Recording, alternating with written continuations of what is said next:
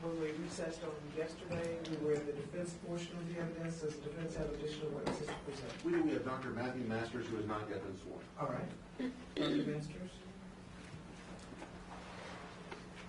You raise your right hand. You solemnly swear the testimony which you will now give opinion before this court shall be the truth, the whole truth, and nothing but the truth, so help you God. Thank you.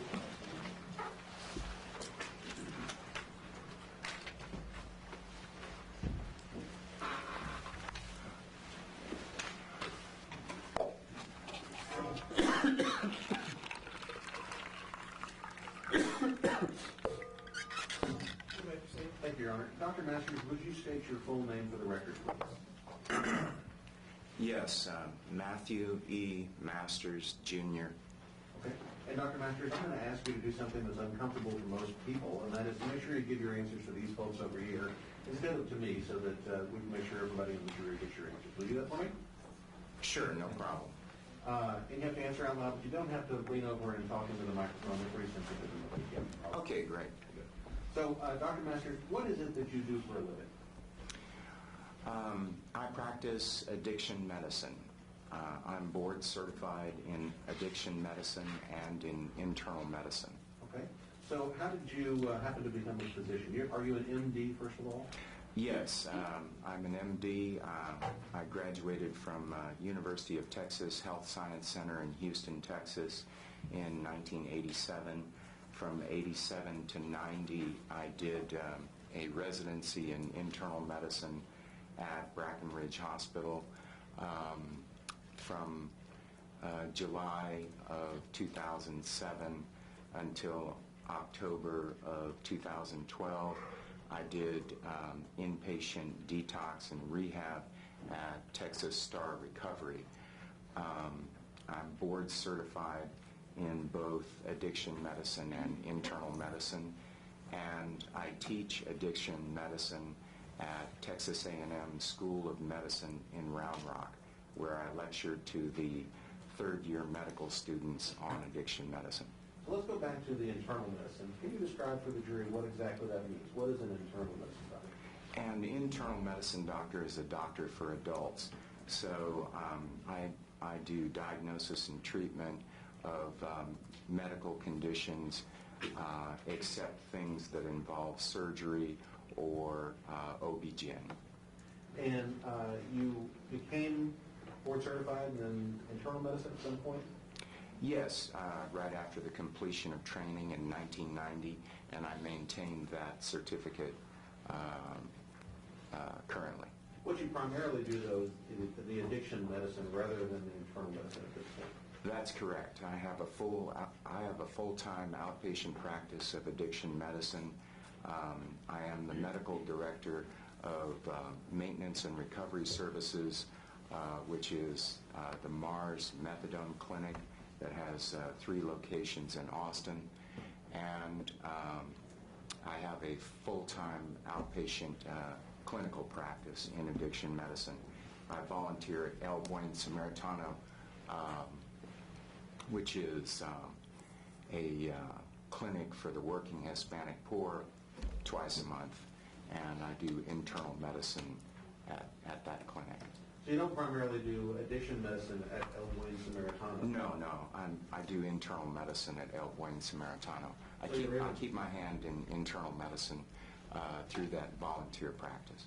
Does in order to maintain your board certification, do you have to continue practicing in that area? Actually, I don't. All I have to do is take continuing medical education and pass tests, but I choose to volunteer. For the same reason most people choose to volunteer personally? Yeah, I like it. So it sounds like a bit of an unusual transition to make, to go from being an internal medicine doctor to being an addiction medicine doctor. Why did you make that transition?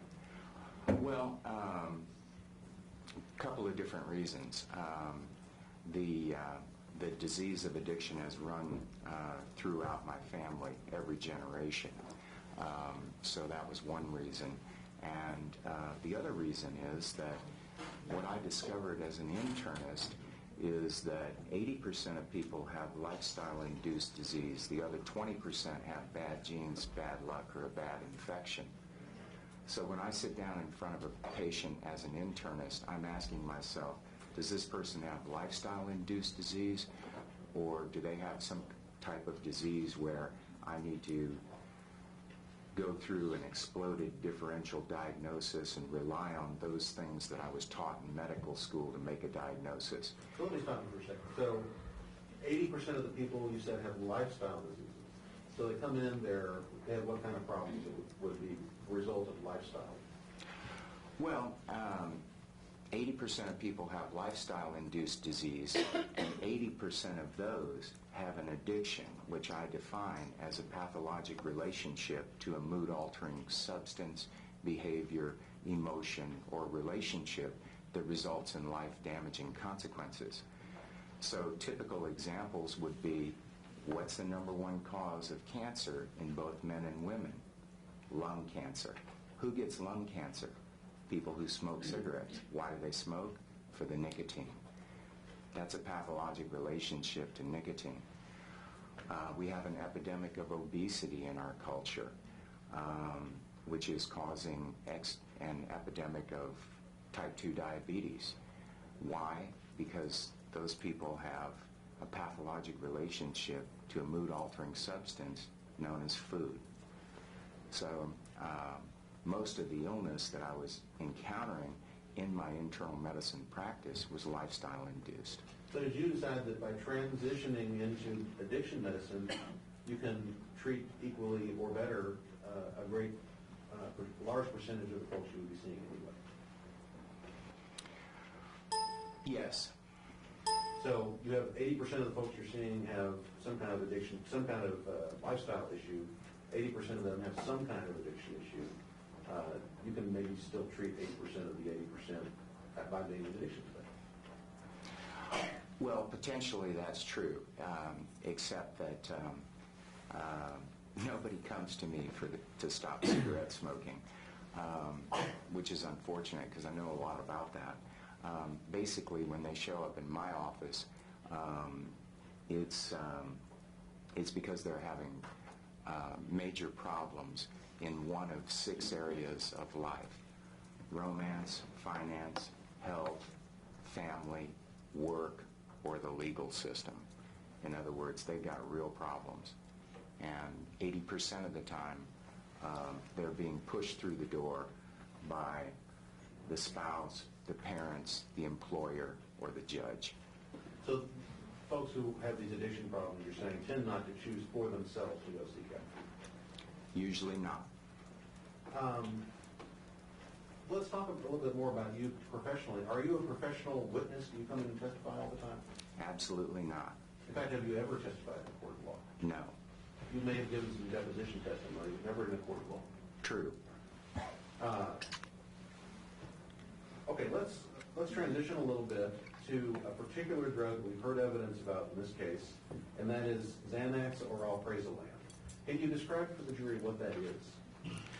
Xanax is a sedative hypnotic. A sedative is something that we give to somebody to calm them down, to sedate them, to relax them.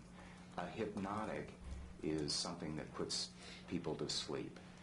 Alcohol is a sedative hypnotic. Xanax is a sedative hypnotic. In the past, we used to use barbiturates as sedative hypnotics, but those were replaced by the benzodiazepines, which is the class of medicine that Xanax belongs to. So these old-style barbiturates or barbiturates, give us an example of one of those drugs. Quaalude, So- meprobamate, So back in the 70s, Placidyls. or in the 80s, we heard about Quaaludes and whatnot. Right. Those have largely been replaced by benzodiazepines for therapeutic use. Is that right? They have, because benzodiazepines are safer in overdose. Now, when you say safer in overdose, is it possible to interpret that by saying a person could take a very high dose and not die as a result of taking that? Yes, that's true. So what is the potential for abuse and addiction of these benzodiazepine drugs? Unfortunately, very high. Specifically with respect to Xanax, are there any features of Xanax that cause it to be highly addictive? You bet. Xanax is the #1 benzodiazepine on the street. It has a short half-life.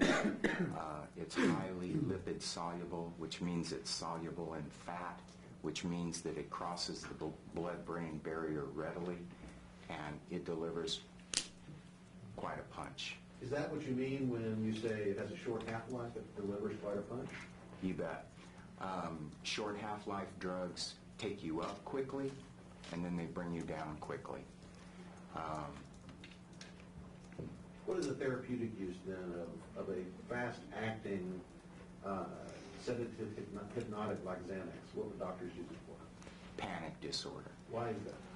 Well, because when a patient is having a panic attack, it is an overwhelming fear response, and it's characterized by rapid breathing, rapid heartbeat. There can be the sensation of chest pain. There's a feeling of impending doom.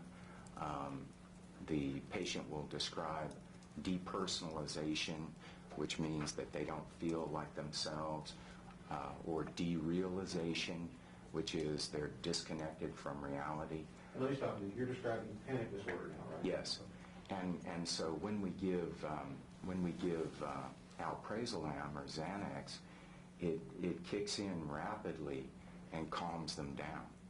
So it's very effective in the use of panic disorder. So for a person who's using it on the street, it's not for a panic attack, it's a drug of abuse, what is the effect on that person? They're using it to get high. The high from Xanax would be similar to alcohol intoxication. And does that have to do with the neurotransmitters it activates in the brain, or why is that? Well,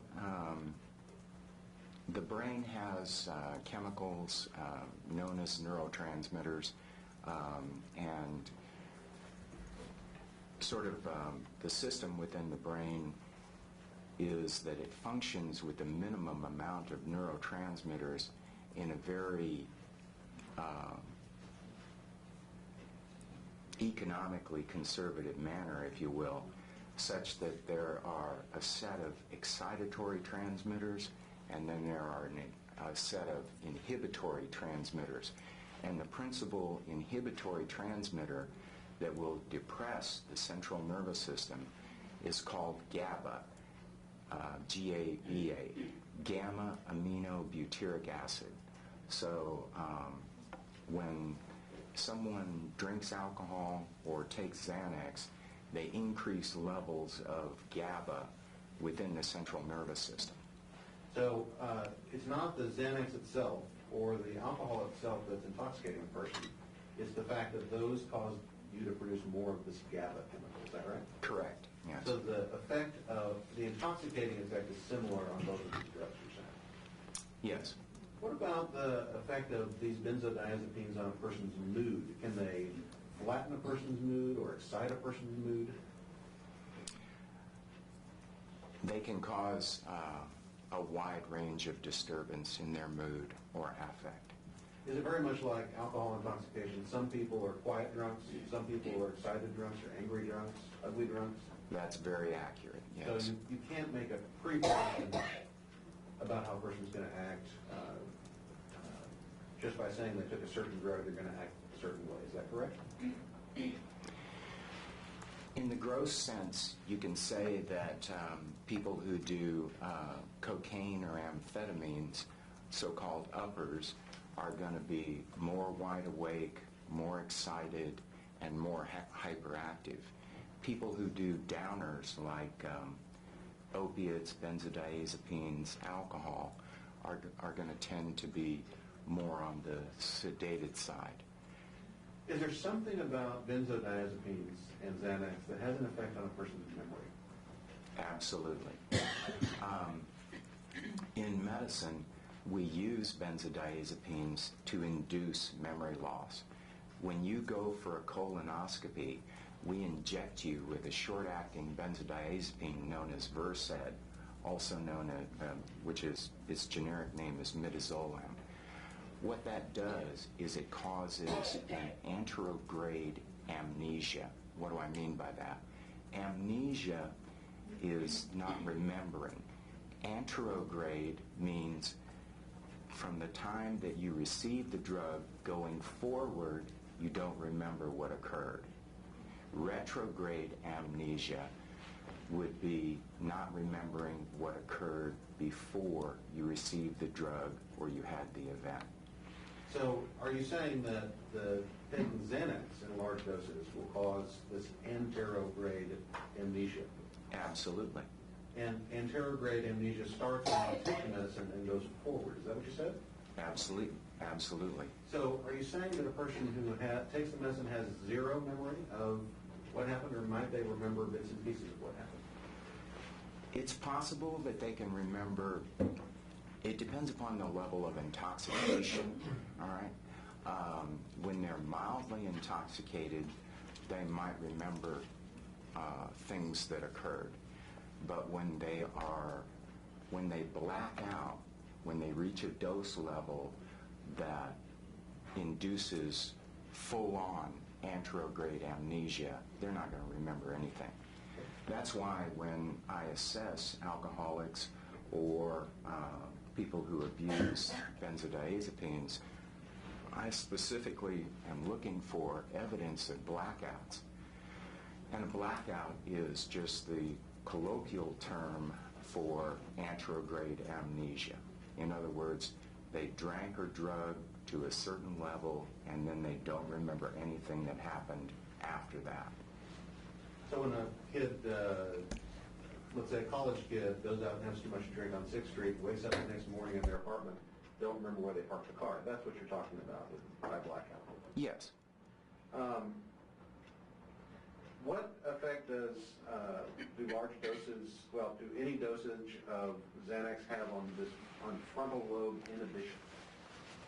Well, the frontal lobes are the part of the brain that cause you to have inhibitions.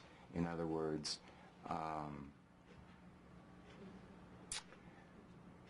they inhibit you from saying what you think in a certain situation. They inhibit you from doing something that would be socially unacceptable, that kind of thing. So in the vernacular, we refer to alcohol as a social lubricant. Why do we call it that? Because after so-called normal people have had a couple of drinks, their inhibitions decrease and they are more able to talk and communicate and share about themselves with less self-consciousness. And so this Xanax, can it cause that frontal lobe disinhibition? It can cause frontal lobe disinhibition to a very great degree. So much so that a person intoxicated with benzodiazepines might do or say things that they would never normally do. Now, we're not trying to say that somehow is excused by the use of benzodiazepines. You were just describing the effect that occurs with the benzodiazepines. Is that correct? Yeah, I'm just describing the effect. I'm just giving you the medical facts. Good. What about, is a person who is taking these benzodiazepines, even in large quantities, still able to do actions that are familiar to them? Riding a motorcycle? Absolutely. Yeah, there have been documented cases of surgeons addicted to benzodiazepines who performed complete operations with good success and even dictated the progress notes on that and don't remember doing it. So yes, if someone has muscular memory associated with being able to do certain things, or they have automatic cognitive memory, they will be able to do and perform certain tasks with reasonable efficiency, but then not even remember it. But then if you take that same person who's, say, the surgeon, for instance, who was able to operate well, you put them in an unfamiliar environment or an unexpected situation, what is their response going to be? A normal response, or might it be something strange?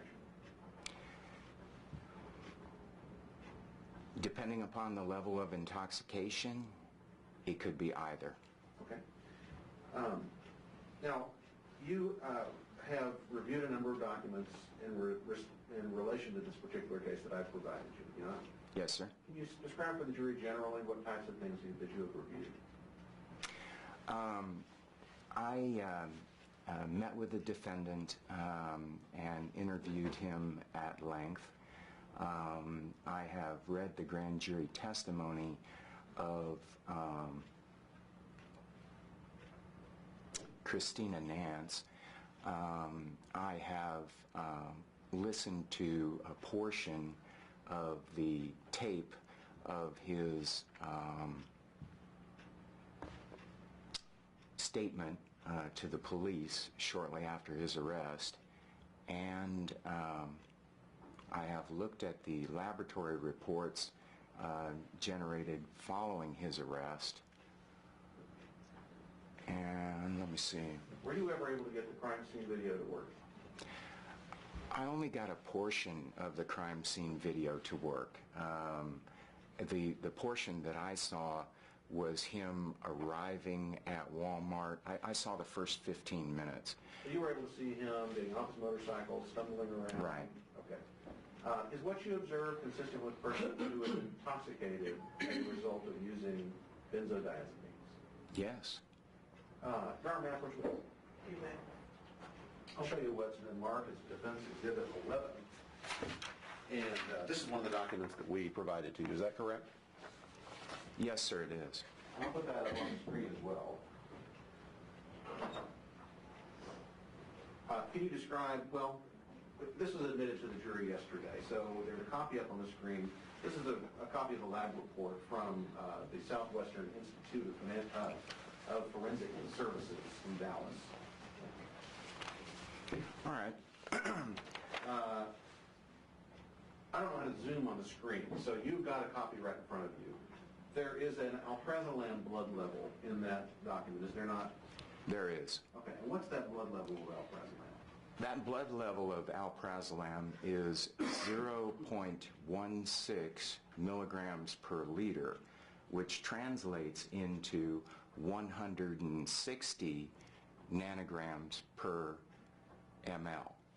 Were you able to do some research to figure out the therapeutic levels as opposed to toxic levels of alprazolam in blood? I was. And what did you determine about that? The therapeutic levels of alprazolam would be between 7 and 40 nanograms per mil. Toxic would be greater than 100 nanograms per mil. The amount of alprazolam he had in his system 7 hours after the event was 160 nanograms per ml, obviously indicating that he was toxic still. Now, when you say toxic, is that a term of art? What exactly does toxic mean in this context? Intoxicated. Okay. So that drug is toxic to him, and that it makes him intoxicated. It's no longer just a therapeutic level. That is correct. And that's 7 hours after the incident. The incident was around 2 o'clock. The blood was drawn around 9 o'clock. Correct. What does that... Now, there was also some testimony yesterday about some text messages where Mr. Daniel was trying to arrange for a purchase of 8 to 10 Xanax pills at 6 p.m. the preceding evening. There's no direct evidence about whether that sale went through, but what is that consistent with the blood levels that you're seeing all those hours later? Yes. So if you had to, if If that sale went through, if he purchased 8 to 10 Xanax at 6 p.m. the evening before, is this level at 9 a.m. the next morning consistent with him maybe having taken every single one of those? Yes. And if a person had no tolerance to Xanax, what would that taking that many Xanax pills do to that person? Oh, they'd be asleep. Now, you had testified earlier that the new benzos are different from the barbiturates in that you're less likely to overdose and die. Is that the case in this situation? That even if you had no tolerance, you took that many benzos, probably what you would do is fall asleep rather than dying? Well, Or I guess what I'm saying is it's possible that could kill a person. well, you know, that's a massive dose of Xanax. If you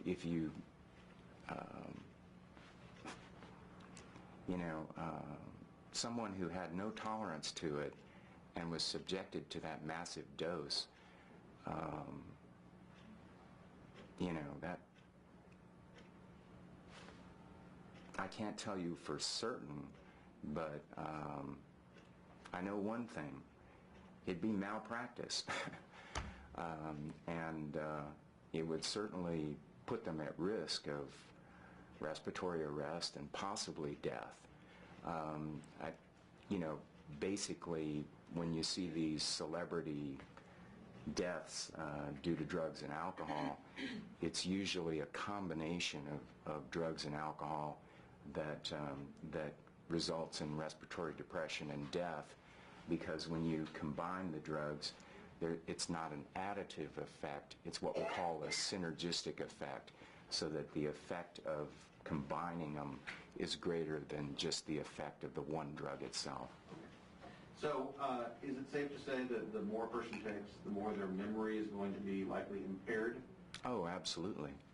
And so if a person who has taken a large dose of these medications has impaired memory, does that person sometimes do anything to fill in the gaps that they may have in their memory loss? Yes. That's known as confabulation. Actually, what you have in the setting of someone ingesting Xanax is that when they get to a certain level where they've induced that anterograde amnesia, it's almost as if they are behaving like a patient with dementia. The characteristics of dementia are inability to remember what occurred in the recent past, so their short-term memory is impaired, and then they have an inability to learn because their short-term memory is impaired.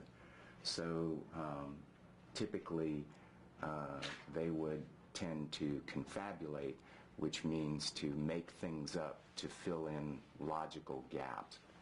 So now you're not saying in this particular case that any particular statement Brandon Daniel made to the police is accurate or inaccurate. That's not what you're here to tell the jury about, correct? That is correct. I'm just telling you that he was intoxicated at the time he gave his statement. And would your opinion be that, or what would your opinion be with respect to the reliability of a person's statement having the blood level of alprazolam that we know Brandon Daniel had on that particular night? It's totally unreliable. Yesterday also there were some other testimony about Brandon Daniel and his history of use of Xanax. There was some testimony that he had lived in Colorado and had engaged in the use of MDMA ecstasy in Colorado, but that he had laid off of that for approximately a year while he lived in Austin. Is that common or uncommon for folks who have addiction issues to lay off for a period of time?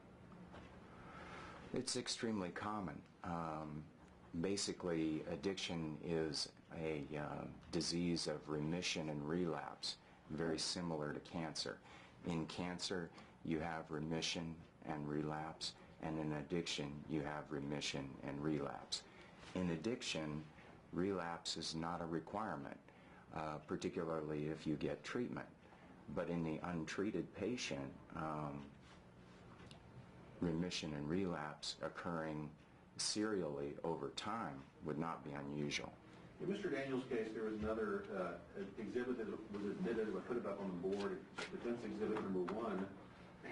He had apparently written sticky notes to himself. The sticky note says, pardon my language, but stop fucking yourself up. Is this the kind of sentiment you see in folks who have, say, a moment of clarity in their situation? Absolutely. And what does that mean to you?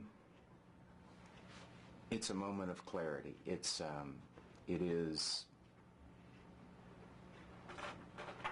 the cognitive or mental recognition of a real problem. Okay. And I'll go to State's exhibit, I believe it is 3. Some instructions on stepping down pills, what it says. What does that mean, if you can explain that for the jury? Yes. Sedative hypnotics, like alcohol and benzodiazepines, if you've been doing high dose for a prolonged period of time and you stop it abruptly, that can result in seizures or delirium tremens or a variety of potentially dangerous medical conditions. So someone who is abusing these drugs at high dose is going to want to try and taper themselves off of it. And are these the kind of instructions you can maybe find on the internet or something? Sure. Without the assistance of a recovery program and experts such as yourself, what's the likelihood of that working? Slim to none. And why is that? Well, because addicts experience the phenomenon of craving, which is not experienced within the normal population. So take, for instance, an alcoholic. An alcoholic, it isn't the last drink that kills an alcoholic. It's his first drink, because the first drink triggers the phenomenon of craving within the brain, and one drink is not enough, and 1,000 is too many. So when someone is trying to self-taper like this in an uncontrolled environment, the chances of success with that are very low. You know, when we do this in an inpatient detox and rehab, what we do, say for instance we have an alcoholic coming in to get sober, and this is a person drinking 1 liter of vodka in a 24-hour period. What we're going to do is we're going to give them Ativan, which is a long-acting benzodiazepine similar to Xanax, and it's cross-tolerant with alcohol, and we're going to start them on a dose, and then we're, based on how they do clinically, we're either going to increase that dose until we get them comfortable, and once or keep it the same if they're already comfortable, and then we're going to gradually taper that dose down. But we can do that because the medication is being dispensed by nurses, and the patient's being monitored by nurses on the unit. So that's a controlled environment. But when you've got an addict who's got the medicine in his hand, he's not going to be reliable in tapering himself, because once he takes that first dose and feels the effect, he's going to crave more of it. Would you describe Brandon Daniels' behavior, based on the information you've received, as being the behavior of an addict? Absolutely. And what do you base that on? His history, his behavior, and his lab reports. Now, is there a coincidence of depression, let's say, severe depression, and addiction? Do those two things sometimes lay on top of one another? Absolutely. 37% of alcoholics have a concurrent psychiatric disorder.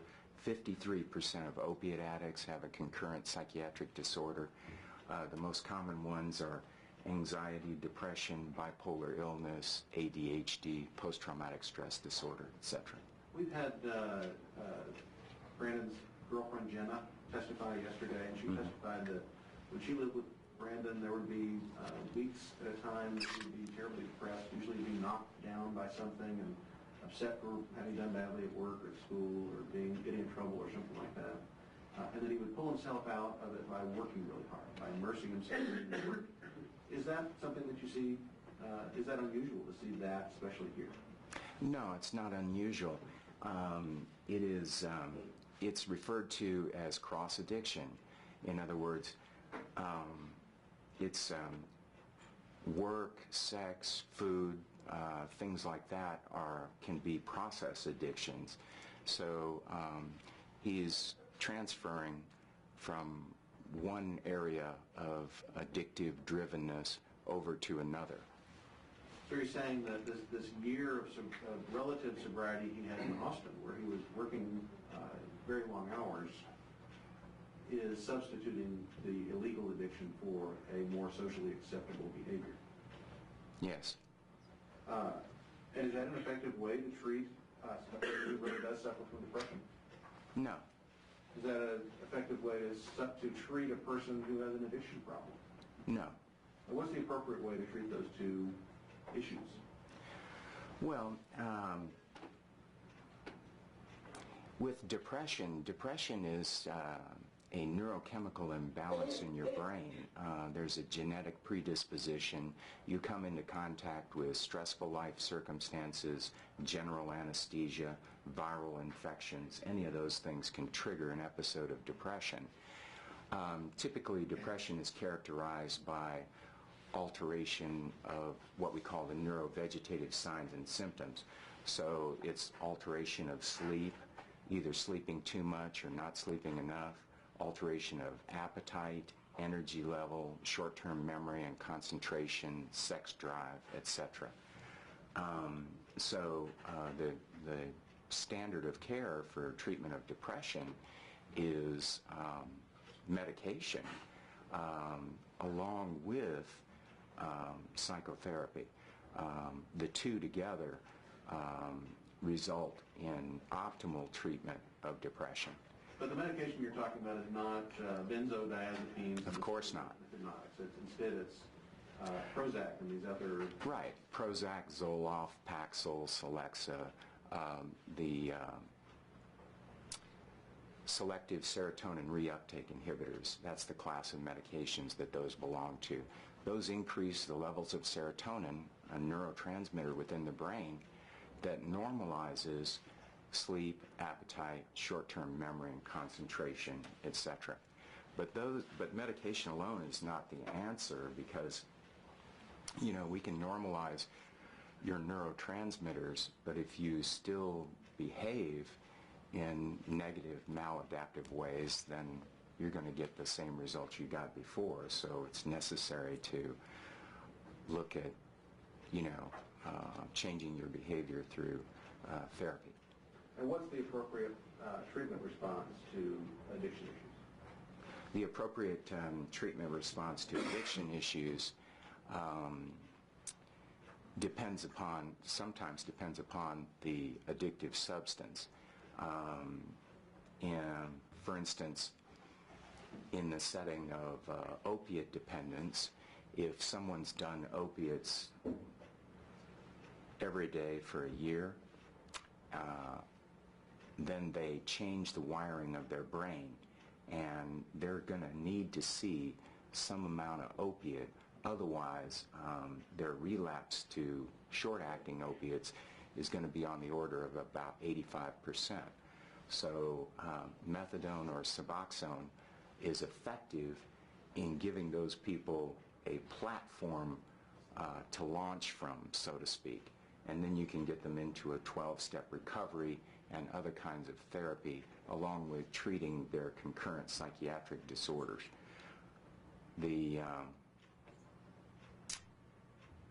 When it comes to sedative hypnotics, like alcohol and benzodiazepines, the treatment is take care of the concurrent psychiatric disorder if one is present, and get them enrolled in a 12-step program along with individual or group therapy. Okay, Doc, thank you very much for your testimony. Hang on one moment, please.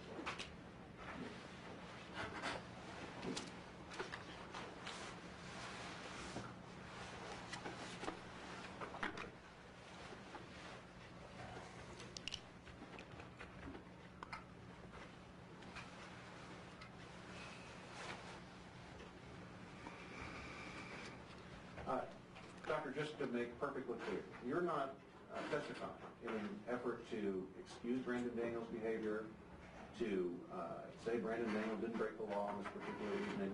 You said your testimony is really only to describe to the jury what his mental state was on that particular evening. Is that accurate?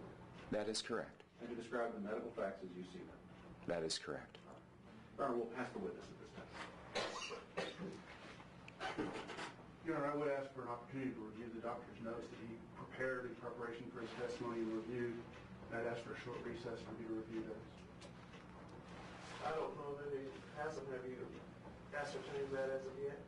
If he has, He has a pile of paperwork in his hand, Judge. It was an okay, assumption. a couple of those are exhibits, so why don't you come and get it and see what he is, you know how long it is for that. Yeah, there you go. Those are my notes. And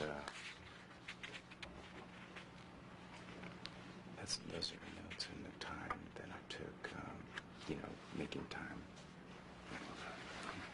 This is a benzo chart. This is some correspondence. This is another benzo from the DEA. This is your lab reports. This is a arrest report. This is a negative alcohol level. This is my own assessment. You're welcome to that. And then this is some correspondence between me and Mr. Hunt. This gets me into the jail, and this is how much I get paid and what I need to reveal. Okay. Your Honor, I would anticipate there's about 30 pages of handwritten How notes. much time are you asking for review? At least 10 minutes, Your Honor. All right. Okay, just 2 minutes, right?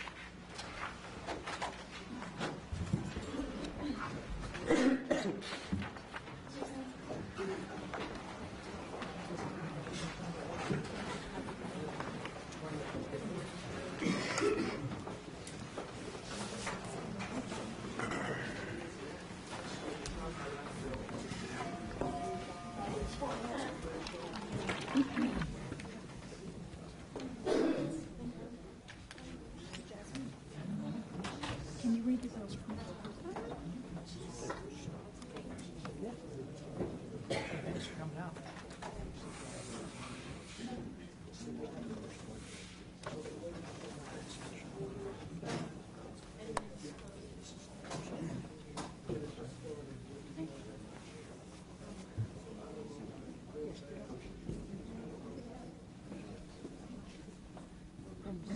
From whatever it is you write.